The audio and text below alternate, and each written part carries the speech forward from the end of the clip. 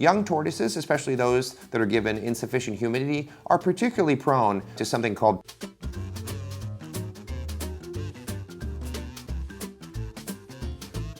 Hello and welcome to the Tye-Dyed Iguana channel. My name is Collin, and in today's video we're going to be talking all about the care of Red Foot tortoises. So let's talk a little bit about natural history and native range. So the Red Foot tortoise, also known as Chilonoides carbonaria, is native to tropical Central and South America.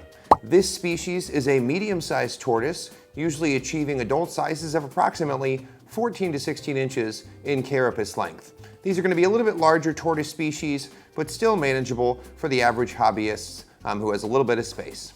Red foot tortoises, like all tortoises and turtles, can be very long-lived species. So in general, these guys in captivity can live anywhere from 50 years on up. So they are a very long-lived reptile and represent a significant commitment to the owner. So let's talk about enclosures for our red foot tortoise. Enclosure size will be variable based upon the age of the tortoise.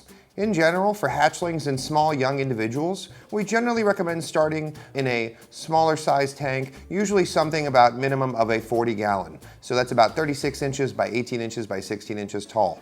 In general, with all tortoises, floor space is much more important than height. For an adult tortoise, you may require a custom-made pen or some sort of large outdoor pen, depending on where you're living. So obviously here in Illinois, our environment's not very conducive to keeping redfoot tortoises outside year-round, but in places like Florida, Texas, those folks may have a little bit easier of a time.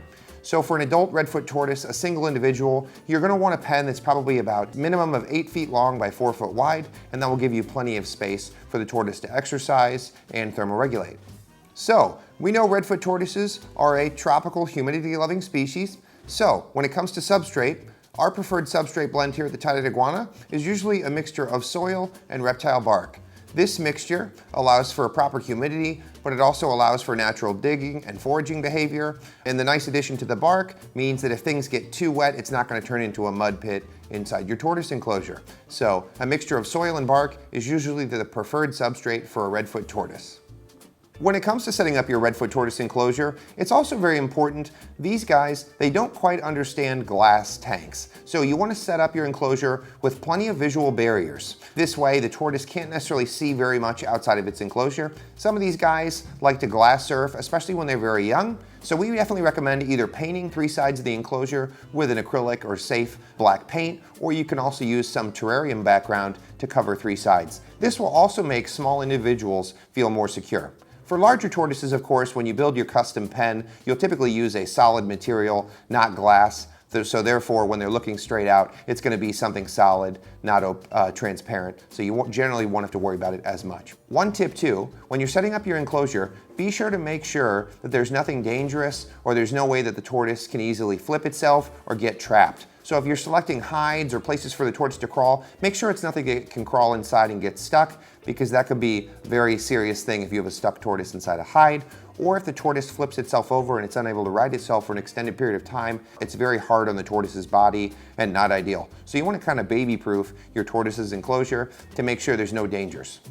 Let's talk about lighting and heating. So we know redfoot tortoises are diurnal, meaning they are awake during the day. So for a daytime basking temperature on these guys, we like to shoot for a hot spot of around 95 degrees Fahrenheit. The cool side of the enclosure can be in the low to mid 70s.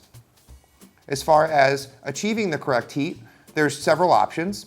So the first option would be to use a tight beam basking bulb, and this will vary in wattage depending on the basking height. So in custom tortoise pens or some tortoise enclosures, people will utilize a lamp stand and then a temp gun or a digital thermometer. And this way you can exactly adjust your basking situation to achieve that temperature. If you do utilize a separate basking bulb, keep in mind you'll also need a high quality UVB source. For these guys, if you're using a separate bulb, we would recommend using a T5 high output bulb that's suspended at the appropriate height. So a T5 high output for a linear fluorescent bulb for UVB would be ideal. You will have to size that, of course, to your enclosure size. The second option for these guys would be to use something called a mercury vapor lamp, like our Repti Radiant bulbs or your ZoomEd Power Sun. This is what's referred to as an all-in-one bulb, meaning it provides both heat and UVB to the reptile at the same time. These bulbs can be advantageous as it will simplify your life when it comes to lighting, but keep in mind these bulbs will have a slightly lower lifespan compared to your T5 linear fluorescents. When it comes to selecting the appropriate wattage of your mercury vapor bulb, be sure to speak to someone regarding the appropriate wattage relative to your enclosure's height away from the basking distance. So let's talk about humidity and hydration for your Red Foot Tortoise. These guys being a tropical species, water is super duper important. So these guys like a humidity range anywhere from about 60 to 70%, meaning you're going to want higher than room temperature humidity in most climates. So for most people, that means giving the enclosure and the tortoise itself a sufficient spray down at least once per day. While we're on the topic of humidity, let's also talk about water for your Red Foot Tortoise. You want to provide a clean bowl of fresh water available at all times. You want to make sure that it's dechlorinated, of course. And especially for smaller individuals, you want to make sure you either utilize a ramp bowl or use a large stone in the center of the bowl. That way the tortoise is incapable of flipping itself upside down in the water bowl, thus preventing any possible tragedy. When selecting the appropriate size water bowl for your enclosure, you generally want something that's large enough for the tortoise to crawl in and soak in. For all tortoise species in general, hydration is extremely important. In addition to providing this clean, fresh water source in the enclosure, here at the Tye-Dyed Iguana, we also like to soak our tortoises a minimum of 1 time per week. But if you can do twice a week, that may be even better. Hydration is especially important in young tortoises due to shell development. So if the tortoise is chronically dehydrated, that can affect shell development and contribute to factors like pyramiding and other things in addition to diet and UVB. While we're on the topic of diet, let's discuss a little bit of the Red Foot Tortoise diet. So, Red Foot tortoises are one of the fewer tortoises that are actually omnivorous, so meaning they eat a mixture of various proteins in addition to their plant material. So for the Red Foot Tortoise, we like to achieve a mix that's usually about 70% plant-based material and 30% protein. So how do we achieve this? So for a staple diet for the Red Foot Tortoise, we like to provide various grasses. We do dark leafy greens such as collard, turnip, or mustard greens. In addition to this, we'll also mix in occasional fresh vegetables like yellow squash, and there's several other vegetables the tortoise can eat. You may find that your tortoise prefers one or the other. Of course, for smaller individuals too, you want to make sure this mixture is finely chopped. It's easier to take those little bites for the small guys. When it comes to diet as well, we know that Red Foot tortoises in particular, they do enjoy a little bit more protein than other tortoise species. So this can be achieved through several ways. So the first option would be one of our Missouri tortoise pellets. So these can be provided supplementally in addition to the staple diet of vegetables. These can be an excellent protein source. With the Missouri pellets, we like to soak them in water to soften them up. That way it's easier for the tortoise to consume. There's also some other high quality pellets on the market made by various companies. One in particular would be the Hikari Mulberry Delight. Now this pellet isn't going to have as much protein as say your Missouri, but still would be an excellent option for supplemental feeding in the diet. So one interesting fact about Red Foot tortoises too, in the wild, they actually frequently feed on carrion. So this is twofold. Number one, they consume that material for the protein from the animal flesh, but also they've been known to chew on the bones. So calcium is very important for the diet of all tortoises. Here at the Tye-Dyed Iguana, when it comes to calcium supplementation, we like to provide a dusting of high quality calcium on the salad daily, and then we like to use a multivitamin with beta carotene once weekly, such as Herptivite.